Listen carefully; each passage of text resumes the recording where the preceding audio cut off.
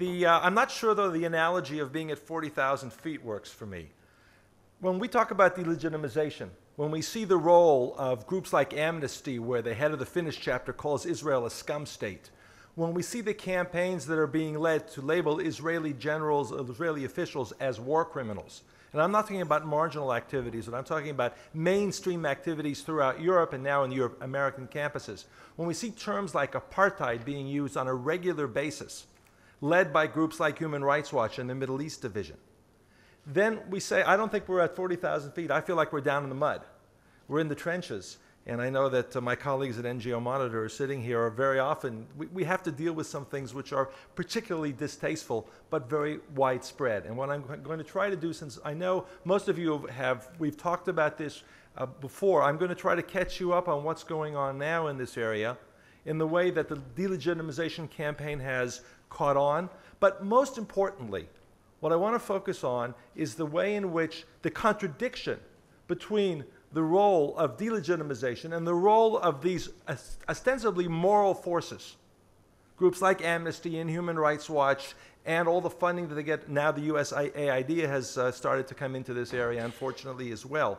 The way in which they interact with the United Nations Human Rights Council, which is dominated by the Organization of the Islamic Conference, often chaired by Libya or Iran, members like Saudi Arabia. These are the people who are making these kind of judgments. So what I'm going to try to talk about is the need to confront these issues now, and the contradiction, the very blatant contradiction, and you'll see the images, I won't talk about each one, the blatant contradiction which promotes the type of hatred, of incitement that leads to the terrible murders that we saw yesterday. How these pieces are all connected together. The images are very widespread. And the message needs to be brought across, and I'm hoping that Prime Minister Netanyahu brought it across as well, that you cannot have images like this.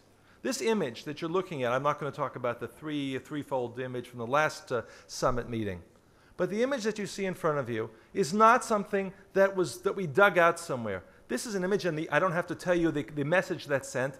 That is promoted by 3 Palestinian, Israeli Arab organizations, actually, that are funded, were funded formerly by the Canadian government, now are funded by the European Union, and unfortunately also by the New Israel Fund. Their message is a message of incitement. Now, one of the most absurd aspects is that while there's a lot of friction, obviously, in the occupation and the relationship between the Israeli security forces and the Palestinian population, the one thing that does not exist is sexual harassment. And yet that message, and this image, you can imagine how this is also in Arabic. You can imagine how this image is seen among Arabic and Palestinian and others who look at this and say, well, this is also part of the way in which Israel dehumanizes the Palestinian and the violent reactions that it's meant to create. There are so many of these types of activities. These are funded under the frameworks of Partnerships for Peace and the European Instrument for Democracy and Human Rights. As I said, these are not isolated aspects, and they are so fundamentally inconsistent with the peace process. We first began to notice, and as Dan said, saw this coming, and many of you were involved, certainly at WJC, and many of you as individuals were involved in the Durban Conference, the NGO Forum of 2001.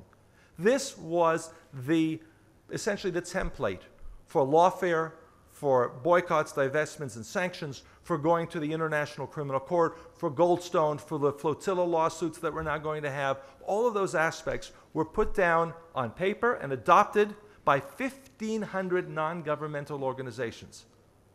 The NGOs are the engine of this process. And in fact, the entire purpose of NGO Monitor is to deal with the delegitimization by cutting off their oxygen, their funding, by creating a situation where journalists no longer take their reports as moral watchdogs, but rather as extremely biased and immoral frameworks. Look how many times the word apartheid and racist appear in these 3 short sections of this declaration. 1,500 NGOs, including Human Rights Watch and Amnesty. None of this has changed. It's just become much more visible. The last section talks about the imposing a policy of complete and total isolation of Israel as an apartheid state. That's exactly the image that was presented by Arafat. When was it? In 75, right? That speech. This is the continuation of that process. And it has become essentially mainstream in that community. There's a huge amount of money behind it.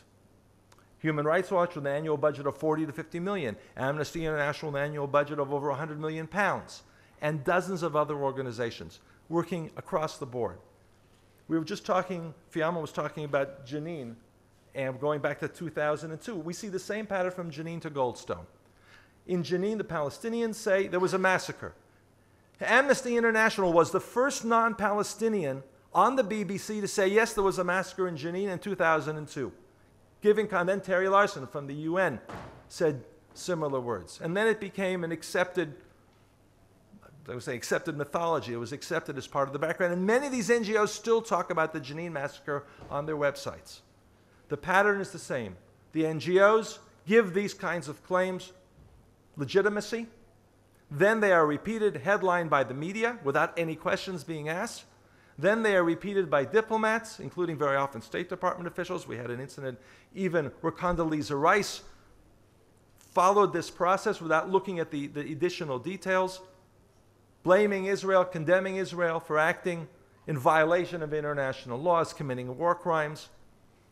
It's then adopted by the UN. There are reports, there are condemnations, there are investigations.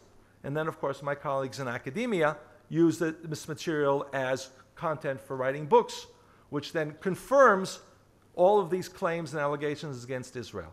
The process is repeated time after time. We're going to have to add another box to the bottom here on the flotilla. One of the main aspects of this is the boycott, divestment, and sanctions movement.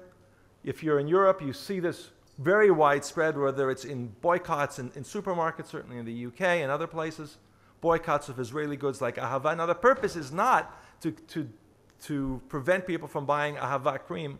The purpose is to label Israel, precisely as we saw in the Durban resolution, as an apartheid state, as a racist state, as committing war crimes. That's the delegitimization process.